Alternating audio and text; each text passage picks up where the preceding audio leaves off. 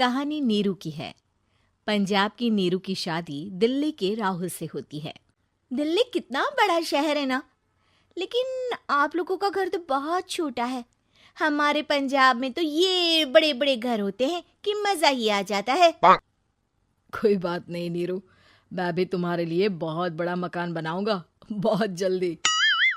नीरू के पिता जहाँ पंजाब के जाने माने व्यापारी थे, वहीं उसका पति राहुल दिल्ली में एक सिंपल नौकरी करता था। माँ, यहाँ तो घी मक्खन इतना महंगा है कि क्या बताऊं। मैं तो तरस ही जाती हूँ घी खाने के लिए। नीरू की माँ को ये सुनकर बहुत दुख होता है। मेरी बेटी को घी नसीब नहीं हो रहा है और ये बहू यहाँ बैठकर घी में शक्कर डाल रही है। देख वनिता, मैं साफ कह रही हूँ, इस घर में जितना घी आएगा उतना ही मेरी बेटी के घर दिल्ली भी जाएगा। अरे ये क्या बात होती है माँ जी? बेटी का उतना ही करो जो अच्छा लगे। अब क्या मायके से घी और मक्खन तक की सप्लाई करोगी आप? हाँ, मेरी बेटी किसी चीज को तरसे मुझसे बर्दाश्त नहीं होता। अब क्या था, नीरू के मायके में 2 किलो घी आता तो 2 किलो दिल्ली जाता नीरू के पास। एक दिन, माँ बड़ी गर्मी पड़ती है दिल्ली में। इस घर में तो एक ही एसी है और वो भी ड्राइंग रूम में। सारा परिवार एक ही कमरे में सोता है। हाँ बेटा, वो तो हर घर की कहानी है। यहाँ भी एक ही एसी है। अरे बिल इतना आता है कि क्या बोलूं। तभी वहां राकेश आ जाता है। माँ, थोड़ी देर में यहाँ कुछ प्लम्बर आएंगे मेरे कमरे में एसी लगाने। जरा ध्यान से लगवा देना ना माँ। ओए, ऐसे कैसे तेरे कमरे में एसी लगेगा? हाँ राकेश, एक बार बात तो कर लेता। अरे पापा, वो वनिता को गर्मी में नींद नहीं आती। ड्राइंग रूम में सबके साथ सोने में वो अनकंफर्टेबल है, इसलिए। अरे पूरे परिवार के साथ वहां तेरी बहन नीरू भी तो सोती है। वो नहीं हो रही क्या अनकंफर्टेबल? समझ रहा है ना? अगर एसी लगेगा तो एक दिल्ली में तेरी बहन के कमरे में भी लगेगा, तभी तू लगा सकेगा। राकेश वनिता को सारी बात बताता है। वनिता करती भी क्या, मन मारकर बैठ जाती है। माँ, ये लोग ठीक नहीं है, क्या करूं मैं? अरे बेटी, यहाँ आ जा, तू यहाँ आकर रह ले। अरे छोड़ दे ऐसे पति को। कैसे छोड़ दूं माँ? समाज क्या कहेगा, लोग क्या कहेंगे? वैसे भी मेरा एक बेटा है मयंक। अरे हटा बेटा, तेरी उम्र ही क्या है, इतनी परेशान रहेगी तो काम कैसे चलेगा। खैर, बात आई गई हो जाती है। माँ को लगता है कि नीरू ठीक है, तो वहीं नीरू के मन में एक ही लाइन चल रही होती है, यहाँ आजा। माँ ने तो बोल ही दिया है कि यहाँ आजा। बस मयंक थोड़ा सा बड़ा हो जाए, इन गरीबों को छोड़कर मैं वापस माँ के पास ही चली जाऊंगी। वो इसी सोच में बाजार में चल रही थी कि मैम, आपका दुपट्टा जमीन को छू रहा है। नीरू जैसे ही उस लड़की की तरफ देखती है, देखती ही रह जाती है। हाय रे, कितना सुंदर लड़का है ये। अब क्या हुआ? मैंने कहा आपका दुपट्टा। तो खुद ही उठाकर दे दो ना। लड़का समझ जाता है कि नीरू उस पर फिदा हो चुकी है। वो उससे उसका नंबर लेकर चला जाता है। अब क्या था, नीरू और रोहित में लगातार बातें होने लगती है। मैं हरियाणा का रहने वाला हूँ, यहाँ एक बड़ी कंपनी का मैनेजर हूँ। अच्छा, और कितने बच्चे हैं तुम्हारे? बच्चे? अरे मेरी तो शादी भी नहीं हुई है। तुम बताओ, शादी करोगी? नीरू शर्मा जाती है। अब लेकिन मैं तो पहले से ही शादीशुदा हूँ।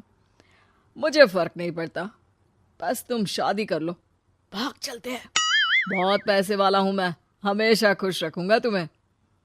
नीरू रोहित से मिलकर सारा प्लान बना लेती है और फिर एक दिन घर से भाग जाती है। दोनों शादी कर लेते हैं। शादी के बाद, क्या बात है नीरू, तुम्हें परेशान सा देखता हूँ, सब ठीक तो है ना? हाँ हाँ, सब ठीक है।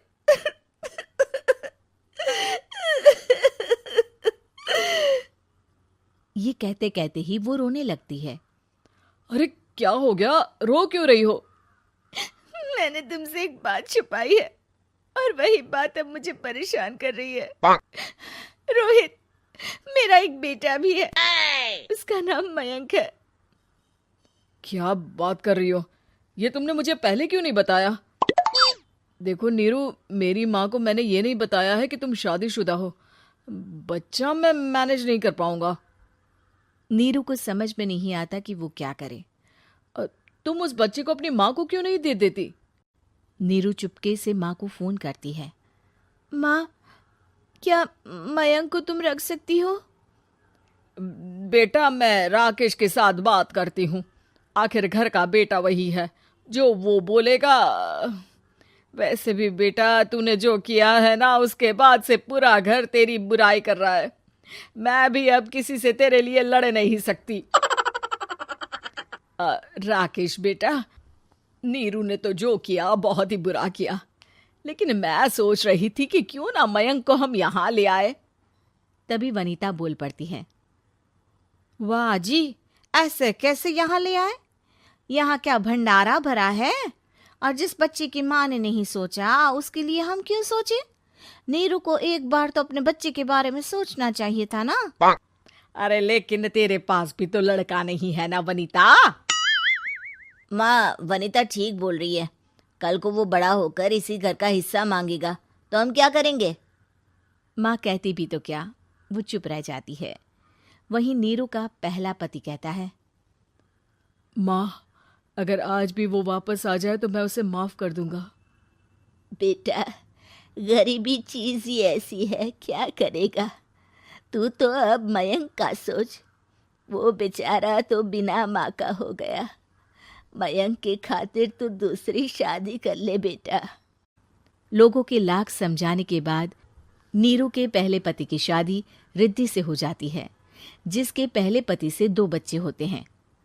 देखो जी, मैंने शादी सिर्फ बच्चे के खातिर की है। मैंने भी शादी सिर्फ बच्चों के खातिर की है।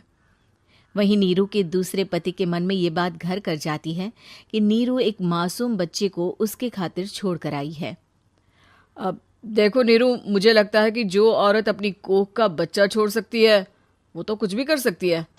कल को तुम्हें मुझसे अच्छा कोई मिल गया तो तुम तो मुझे भी बाय बाय कर दोगी ना। नीरू को अब उसका दूसरा पति ताने देना शुरू कर देता है। तंग आकर नीरू उसके यहाँ से भागकर अपने पहले पति के पास चली जाती है, लेकिन ससुराल में क्या लेने आई है नीरू, मयंक को? नहीं नहीं सासू माँ, मुझसे गलती हो गई, मुझे माफ कर दीजिए। नीरू, अब वक्त खत्म हो गया है, मेरी शादी हो चुकी है। तो छोड़ दो ना उसे, हमारा बच्चा है। मैं आपको अपनी माँ नहीं मानता, मेरी नहीं मान तो बात अच्छी है। नीरू मयंक की बात सुनकर समझ जाती है कि उसके पास अब न आसमान रहा ना ही जमीन।